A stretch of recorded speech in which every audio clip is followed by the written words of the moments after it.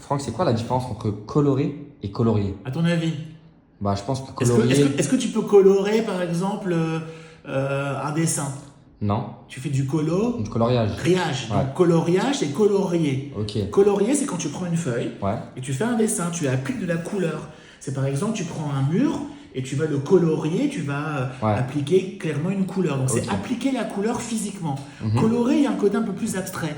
Tu vois, par exemple, tu vas dire colore ma vie. Ouais. Tu vois, on aurait pu imaginer une nana qui dit à son copain ma vie, elle est angoissante, elle est triste, colore ma vie. Ouais, ouais. Apporte de la couleur, apporte de la Ok. joie à ma vie. Une expression. C'est une expression. Ok. Tu peux dire aussi même colorer une chambre. Mhm. Colorer une chambre, c'est-à-dire apporter de la couleur dans tous les sens.